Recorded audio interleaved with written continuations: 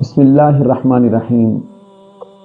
پرفتن دور ہے، ایمان کی حفاظت بہت مشکل ہے اور مختلف فتنوں نے سر اٹھائے ہوئے ہیں۔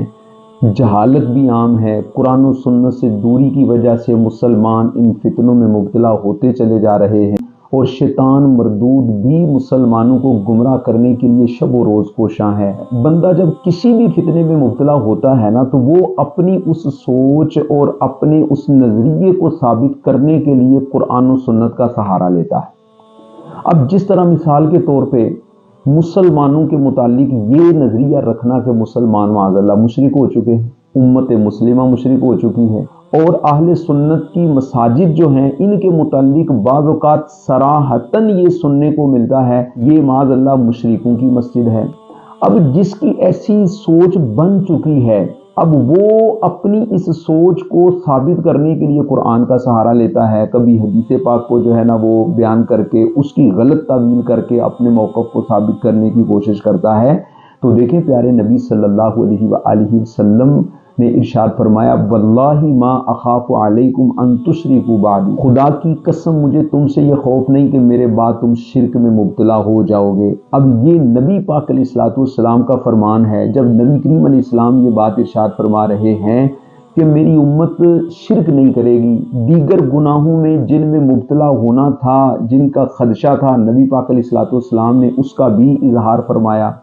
اچھا، اب یہ حدیث پاک بہت سارے محدثین نے مختلف طرق سے اپنی اپنی کتب میں نقل فرمائی ہے، مگر جب یہ سوچ بن گئی کہ یہ جو ہے نا وہ نبی پاک علیہ السلام سے عقیدت و محبت کا اظہار کرنے والے معاذ اللہ مشرک ہیں، جیسے صراحتاً یہ کہا جاتا ہے کہ جو یا رسول اللہ کہتا ہے وہ بھی مشرک ہے، نبی پاک علیہ السلام کو حاضر و ناظر ماننے والا وہ بھی مشرک ہے، نبی پاک علیہ الصلوۃ والسلام کے معجزات کو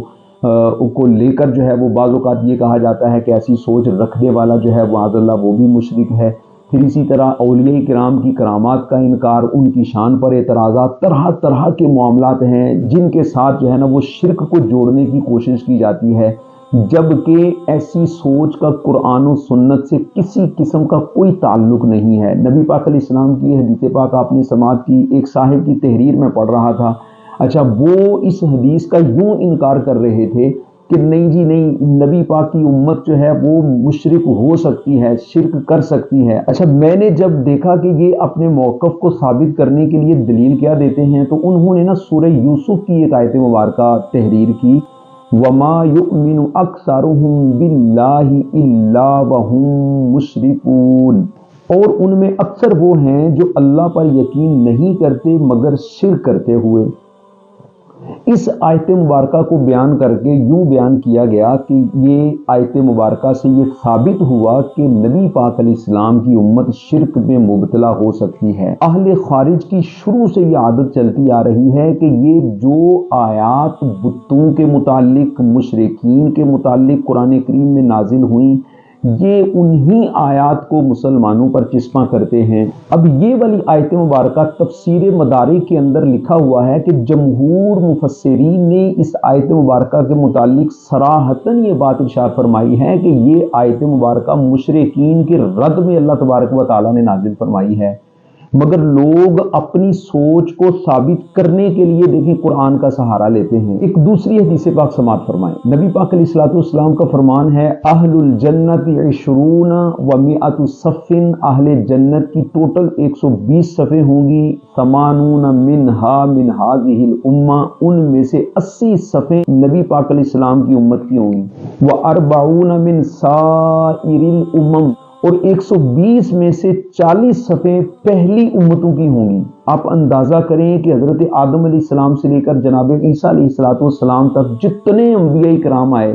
ان کی جو امتیں ہیں ان سب کی کل ملا کر جنت میں 40 صفیں بنے گی، اور نبی پاک علیہ السلام کے غلاموں کی جنت میں 80 صفیں ہوں گی۔ اب آپ خود غور فرمائیں کہ اگر نبی پاک علیہ السلام کی امت معاذ اللہ مشرک ہو چکی ہے تو پھر جنت میں 80 صفیں کن لوگوں کی ہوں گی؟ پتہ یہ چلتا ہے کہ یہ جو نظریہ ہے یہ درست نہیں ہے، اور ایسے لوگوں کو اپنی سوچ اور اپنی فکر پر غور کرنا چاہیے، اور بغیر سوچے سمجھے کسی پر کفر کا فتویٰ، کسی پر شرک کا فتویٰ، یہ جو ہے وہ مسلمان کو کبھی بھی زیب نہیں دیتا۔ یہ اہل خارج کا طریقہ تھا۔